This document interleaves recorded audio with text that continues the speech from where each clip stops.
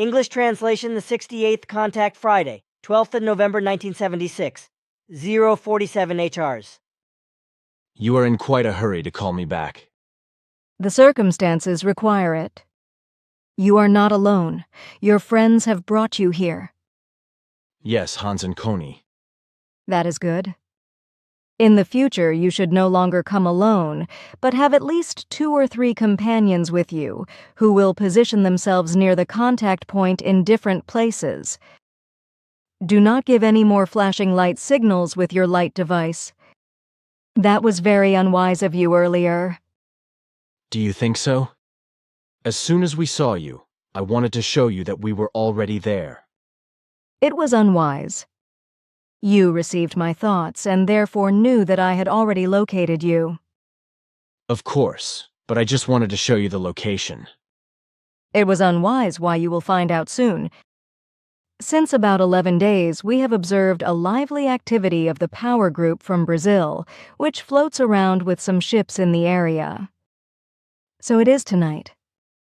We are very concerned about your safety, which is why I called you here to explain these things to you. It is possible for us to offer you some protection, but we are not able to see all things clearly. The illogical nature of the Earth humans also worries us very much in this case, because we are often misled by them. That is why I ask you to claim the best possible protection for yourself, at least until we have taken appropriate measures to avert the danger. Okay, I will follow it, but it will not be so bad. You think wrongly. You really have to take it seriously.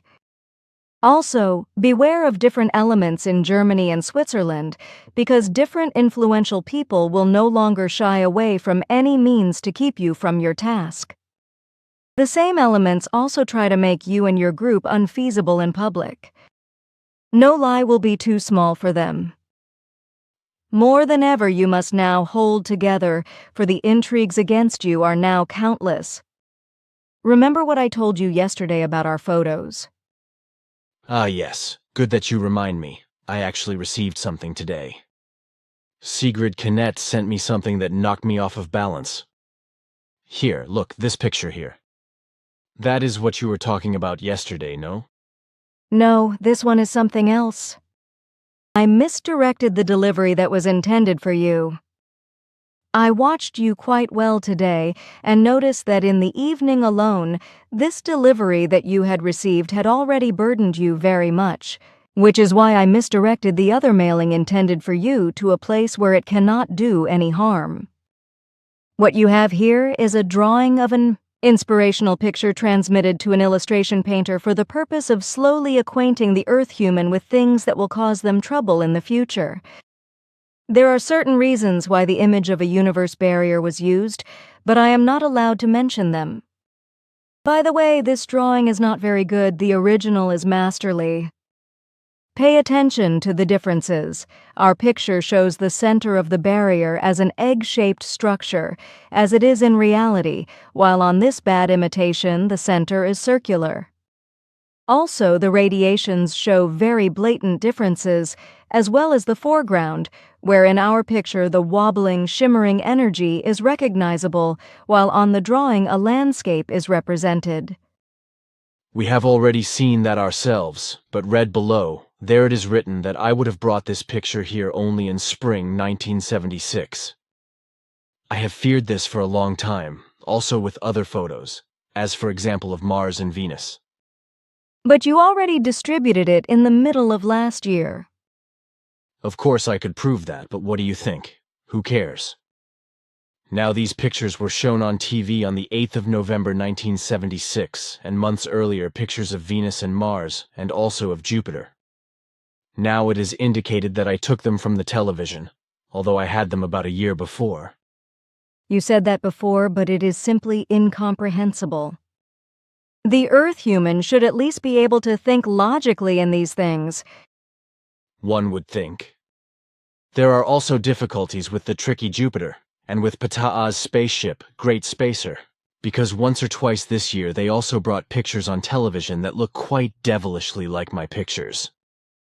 That is easy to explain. It is an animated film, which was also made by Intuitive Input to prepare the Earth human for certain things. Here, too, there is a specific reason why my father's outline image of the Great Spacer was transmitted. This is a load of nonsense, because how can I explain this to people? I certainly do not know. Maybe we made mistakes with these inputs, that is possible. But also, we first had to get to know the Earth humans and their manner of acting better. Certainly there is nothing wrong with that, but what now? Nothing. You are good. Now I can spoon up the soup, right? It will not be that bad.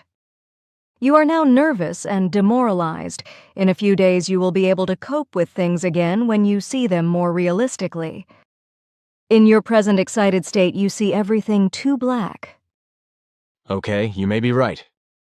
But tell me something. Is it really so damn important that I had to spread these pictures, which had already been made and published by sensitively gifted painters in oil or in some other way? It was very important and still is, but the fact that certain circles react so negatively was not taken into account in our probability calculations. Then I am just the fool now. You could have let me in on these things, then I would never have spread the pictures. I knew that, so I was not allowed to mention anything. It had to be simple. Why, you will find out in the course of the next year. Mystery monger. I cannot change it. Okay, so do not. But what then is 1977? One hears so many things. Is something wrong with it? Listen, it is only meant for you. Data about the move on 7th of April 1977 to Hinterschmidt-Ruti and the very hard time and work in the following years. Ouch, that is news. You have to be silent about it. But now go, your friends are waiting for you. Give them my greetings, and in the future they shall no longer be so open. Gladly. Also from them I shall greet you very dearly. Thanks dearly. And now goodbye, and be very careful, I ask you for it. Zurich, Monday the 29th of November 1976. Delivery date, 11th January 1977. A glorious morning. After cloudy days, I am happy about sunshine and deep blue sky. Wind chases cloud formations in imaginative shapes. I sit at the table and hurry to finish a letter I want to post. Then, as if by inaudible command, I look out of the window towards the north. First, an aeroplane rising from Cloten attracts my attention, trailing a vapor trail. But what do I see below it? Something, certainly not an aeroplane, a dragon, or a bird. I hurry to the window and pull it open. The something floats gently at a considerable height, shining silvery in the sunlight. I manage to get hold of the binoculars in a matter of seconds. Now I clearly recognize the something as a round disc with a dome-shaped center, on which dark areas that one might call windows can be seen. In addition, the raised center of the object cast a shadow on the wide rim. There is no doubt about it. A UFO is hovering over the city. Now it is moving very slowly downwards in an oblique direction. Unfortunately, it is soon obscured by a cloud. But it moves away and I can see it again. Now it seems to stand still. It's hard to believe. I can see the flying ship in fantastic clarity. It is moving again and is now threatening to disappear under the roof of our house. I hurry out into the open with my binoculars. But the spectacle is over as clouds gather in the direction in question. Thoughtfully I stand there, delighted and grateful for the wonderful proof that the countless reports of UFO sightings from all over the world are a fact that can no longer be ignored. In the course of the week, it became apparent that apart from me, 3 other persons in and outside the Zurich area had observed the flying object on the same day. The question arises, are we being observed by human beings outside our solar system? What do they want to bring us? Are they so far ahead in their development that we would be able to solve our problems with their help? Take my words very seriously. All right, you are just pretending as if I really have to get my hide chewed. But it will not be that bad. Remember your mission. Ouch, you won. But another thing. Yesterday we spoke about your and my language, which we did before.